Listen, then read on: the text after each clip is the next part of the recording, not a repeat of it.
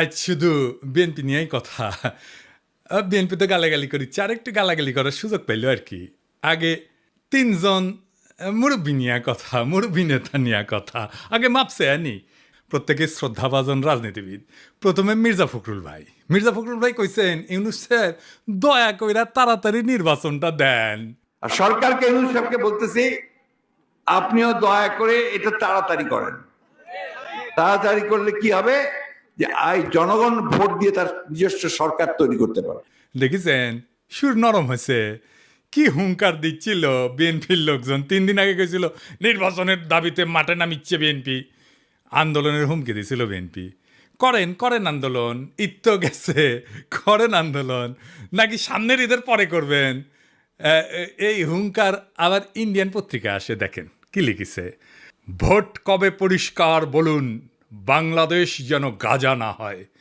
সংস্কারের দোহাই দিতেই ইউনূসকে তোপ বিএনপির সাফ কথা।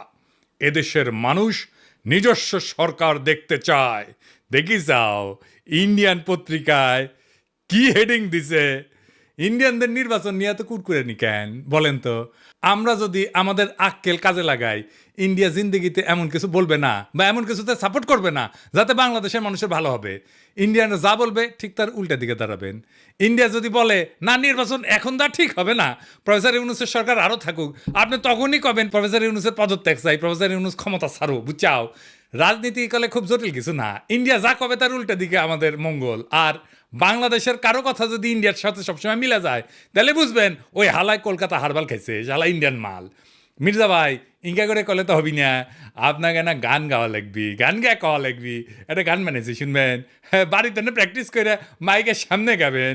আমরা খুব ফাইন হয়েছে মির্জা ভাই, শুনবেন, শুনেন। নির্বাচন, আহা নির্বাচন,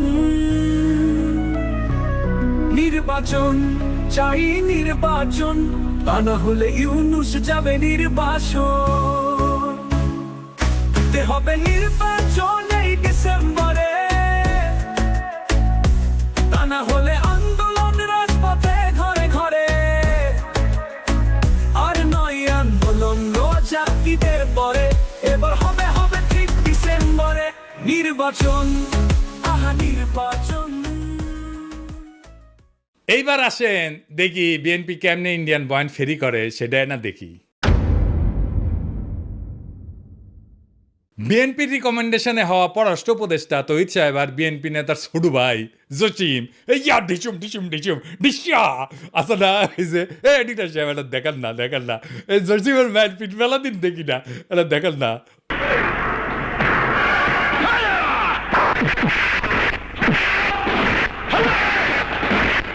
আর দেখি যাও ক্যাঙ্কা হিরোইনছি।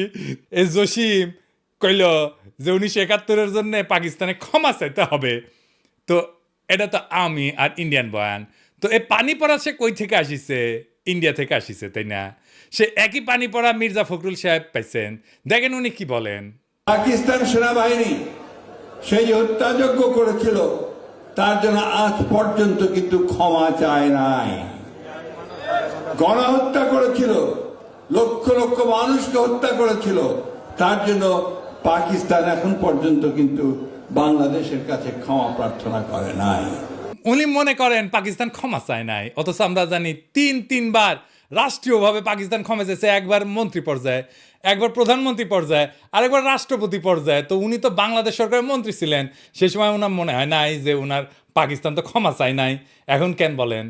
কারণ ইন্ডিয়া বুঝেছে আমরা তোমার ক্ষমতা এনে দিচ্ছি, এমনি তো হবে না, খরচাপাতি আছে। আওয়ামী লীগ যে সার্ভিস দিত সেটা দাও। কি সার্ভিস? জাহাপনা। মির্জা ফখরুল কইছে পাকিস্তানকে বাম্বু দিবা, ইন্ডিয়া কইছে, তো উনি বাম্বু দিলেন। আচ্ছা এবার বলেন তো, এই দল পাকিস্তানের সাথে স্বাভাবিক সম্পর্ক করতে পারবে? ইন্ডিয়া যে ফ্যাসিবাদ চালাইলো, কোনোদিন কইছে বিএনপি ইন্ডিয়া ক্ষমা চাইতে? নাকি বলবে জিয়ারে তো খুন করেছে তাই না? এটা কোনোদিন বলিছে? বলে নাই।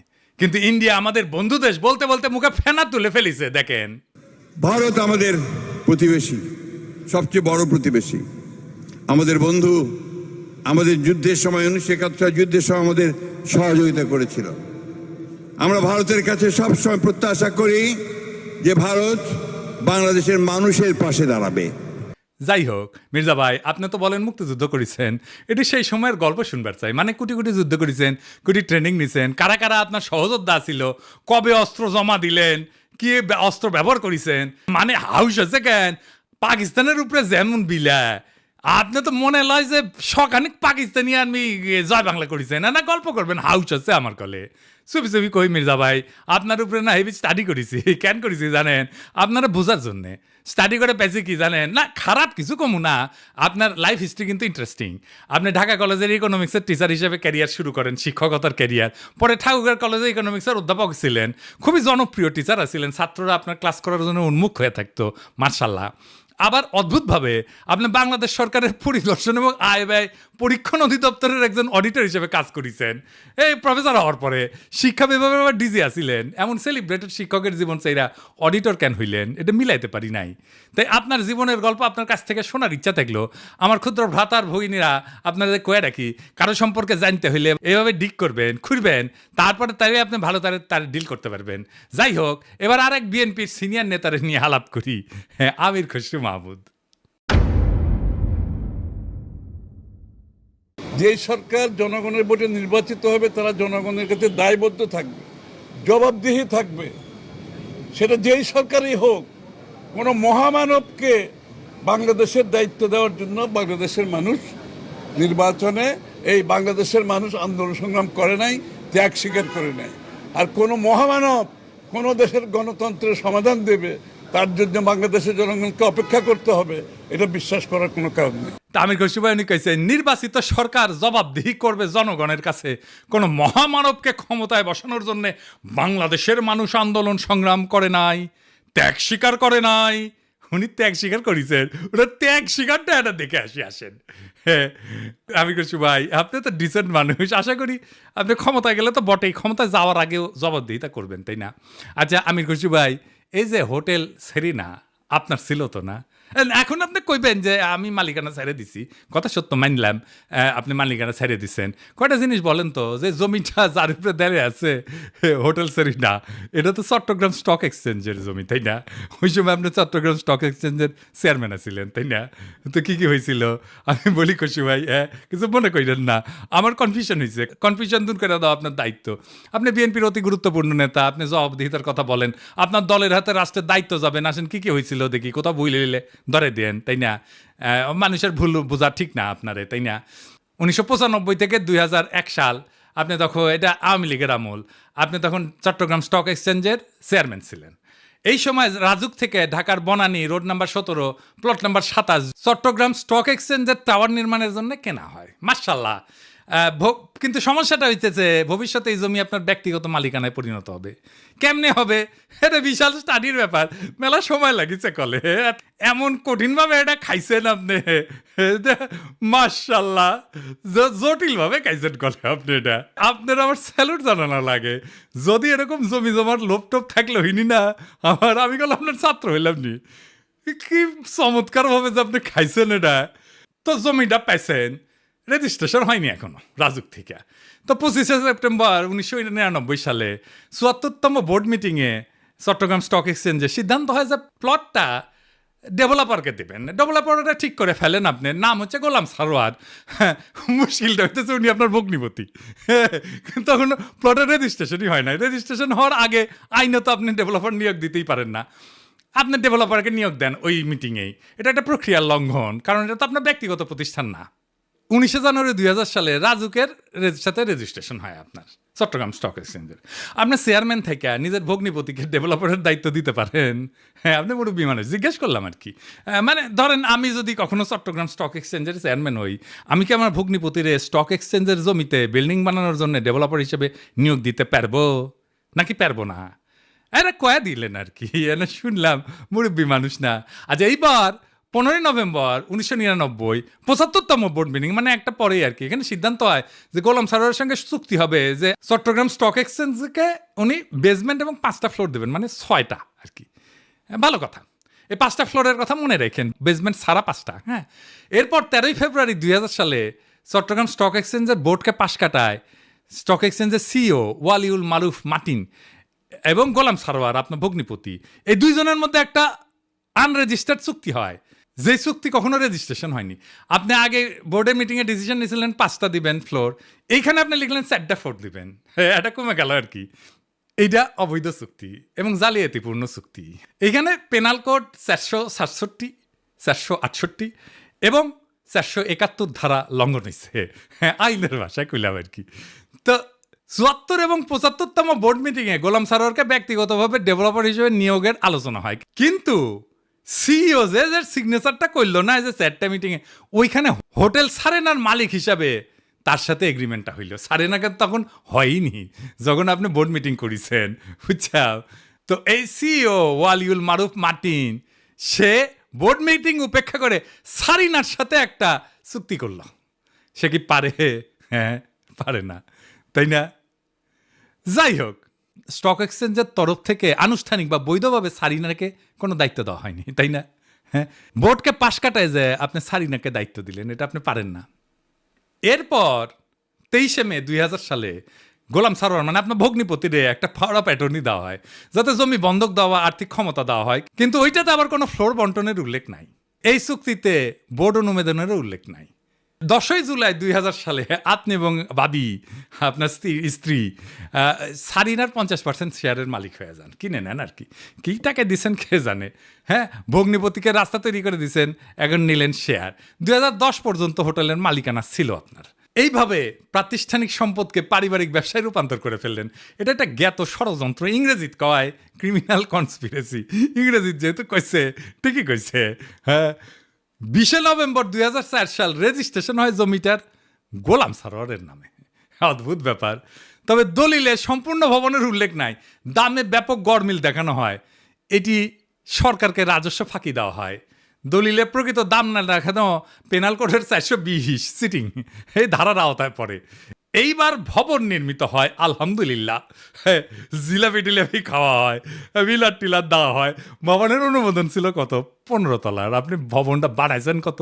20 তলা, 5 তলা এক্সট্রা। 12 হাত কাকুরের 13 হাত বেশি দেখেছি না, সেরকম 15 তলা অনুমোদিত বিল্ডিংয়ের 20 তলা হয়ে যাওয়া দেখলাম আমরা।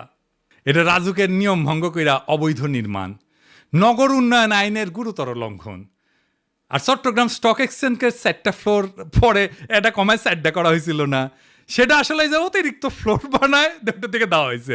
মানে মাছের তেলে মাছ ভাজিছেন, পুরা বিল্ডিং আর জমিন মালিক হয়ে গেছে আমির খসরু মাহমুদের পরিবার। বুঝেছাও মজার এই দারুণ চালাকি কইরা এমন একটা জায়গায় আপনি সম্পদ বানাইলেন, কি ফাইন সিস্টেম কইরা। আচ্ছা, খালেদা জিয়া এতিমখানার টাকা সরান নাই, টাকা ব্যাংকে ছিল, কিন্তু উনি নাকি নিয়ম মানেন নাই, তাই উনারে জেলে নিল হাসিনা। আপনার নামে কেন কোনো মামলা হইল না? আপনি তো বলেন আপনার মালিকানা নাই। মালিকানা ছিল তো ওই সময়, এক সময়, তাই না? ওই মালিকানা কি আপনি নিতে পারেন? আপনি ডিউ ডিলিজেন্স করেছিলেন, করেন নাই। আপনি জানতেন না 15 তলার পারমিশন নিয়ে 20 তলা বানানো হয়েছে? হ্যাঁ, তাও তো শেয়ার কিনেছেন। আপনার তো ডিউ ডিলিজেন্সই ধরা পড়ে যাওয়ার কথা। এই সারিনাতেই তো আপনি আবার ফার্মের বাসায় দান্দিক বোকাচোদাদের নিয়ে মিটিং করেন, কমিউনিস্টদের নিয়ে। ইনভেস্টমেন্ট সামিটের টাইমেও মিটিং করেছিলেন। আপনার কি প্রফেসর ইউনুসকে জবাবদিহিতার কথা বলা মানায় আমি খুশি ভাই? হ্যাঁ, আগে দেখতাম মানুষ রাজনীতি করতে এসে গরিব হয়, বাংলাদেশে দেখতেছিস খালি সবাই বড় লোক হয়, বড় লোক হয়, বড় লোক হয়, টেকায় খালি টেকা। আমির খসরু ভাই, এটা সমস্যা কি? সমস্যা হচ্ছে টেকা কামানোর জন্য রাজনীতি যদি কেউ করে, তার মাথার তো খালি টেকা আর ধান্দা ঘুরবি। রাষ্ট্র তো একটা হিউজ রিসোর্স, তাই না? ওই রিসোর্সের মালিকানা নেওয়াটাই কি রাজনীতি? আপনি তো রিক্সাওয়ালা, ঠেলাওয়ালা, গার্মেন্টস শ্রমিক, বাস শ্রমিক, কৃষক, ক্ষেতমজুর, ক্ষুদ্র ব্যবসায়ীর কথা ভাবতে পারবেন না। দল মূর্খ সদাদের পাইবেন, আইসা গালাগালি করবে। শীর্ষ নেতারা মেদিনীপুরের ভাষায় কথা বলবে, আর মূর্খ সদাদের আইসা আমার মালওয়ান করবে, গালি দিবে। সব আর্কাইভ করা আছে। ইলেকশনের আগে গালির কোলাস কইরা কোন নেতার সাথে ওই মূর্খ সদা ছবি তুলিছে, সেগুলো দিয়ে এপিসোড বানামুনি, মিলিয়ন মিলিয়ন দেখে দেখবি, ফ্রি ক্যাম্পেইনে করে দিব। আমি কিছু ভাই, আমি তো আমার শেষ হয়নি কথা, এটা কেস স্টাডি লিখেছি আপনার সারিনা কেলেঙ্কারি নিয়া। এই কিচ্ছা একাডেমিয়াতে ঢুকাই দেবো, খালি আওয়াজ দিচ্ছি না, আমার কথাবার্তা হয়ে গেছে গলে ফাইনাল। কেস স্টাডির নাম দিচ্ছি কি জানেন? The hotel Sarina controversy, conflict of interest and abuse of power in Bangladesh.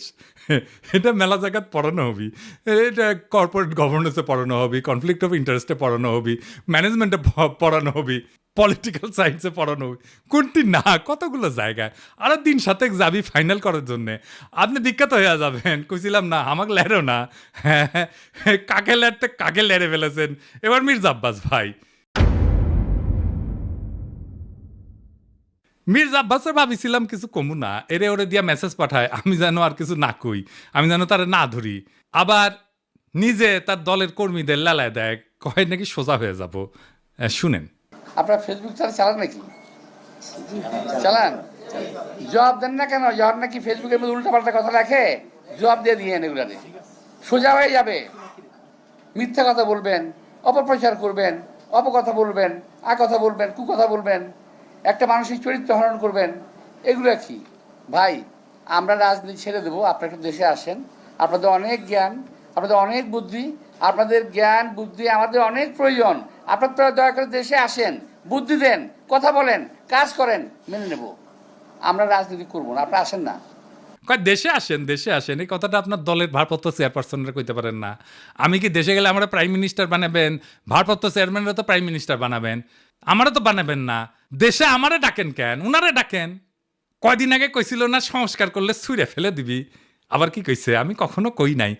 2 দিনে কথা ঘুরে ফেলছে। কে সোজা হয়ে যায় দেখি চাও কে সোজা হয়।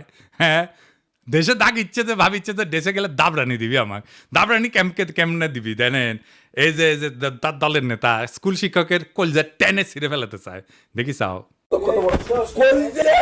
টানি ছিঁড়ি ফেলবো, একবারে টানি ছিঁড়ি ফেলবো তোমার। সেনো তুমি, সেনো চলো, তোমার খারাপ খুব আমাদের একবারে নিশ্চিন্ন করে দিব তোমার। কি বলে কথা বলো তুমি? সেনো বিগ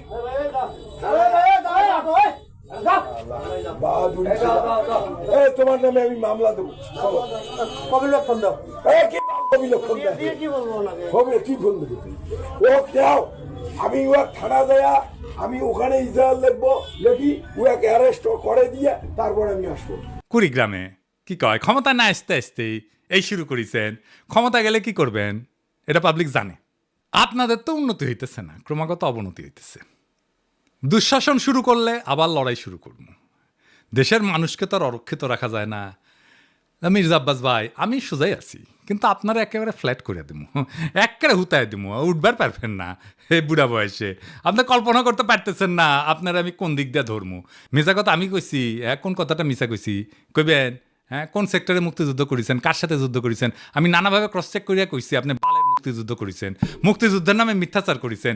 দিন বদলাইছে মির্জা আব্বাস ভাই, শেরের উপরে শোয়াশের আছে। শোনেন মির্জা আব্বাস ভাই, মানুষের 3টা জিনিস ডরায়, এই ডর দেখায় মানুষের শাসন করছেন এতদিন। জানের ভয়, সম্মান হারানোর ভয়, আর সম্পদ হারানোর ভয়। আমার জানের ভয় নাই, সম্মান হারানোর ভয় না, আমার সম্মানই নাই। হ্যাঁ, আপনি কি নিবেন?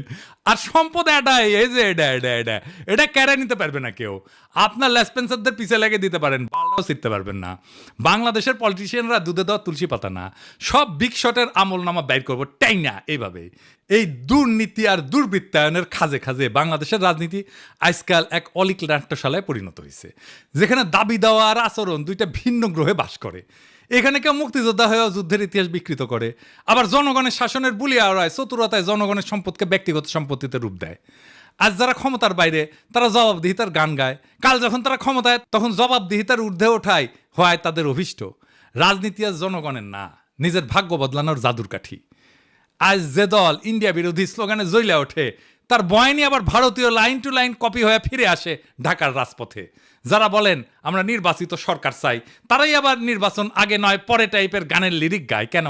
হ্যাঁ, কারণ এবার মিউজিক ইন্ডিয়া বানাইছে। আর আপনি যদি জনগণের পক্ষ নিয়ে কথা বলেন, আপনাকে বলা হবে তুই কিসের দেশপ্রেমিক। অথচ প্রশ্ন করার সময় এখনই। জানতে চাই, আপনি যদি জবাব দিতে চান, নিজে কবে জনগণের সামনে দাঁড়ায় জবাব দিছেন? একবার বলেন, একবার দিচ্ছেন জবাব?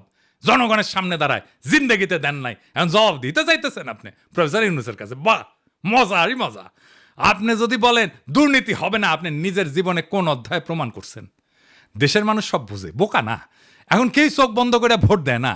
তারা জানে ঢাকা শহরের প্রত্যেকটা বিল্ডিং এর ছায়ায় লুকায় থাকে এক একটা রাজনৈতিক ষড়যন্ত্র, একটা দুর্নীতির ইতিহাস। এখন সময় আসছে গলা ছেড়ে বলার, এই দেশ কারো বাপের না, পারিবারিক ব্যবসা না। এদেশের জমি, গ্যাস, শিক্ষা, ভোট সবই জনগণের সম্পদ।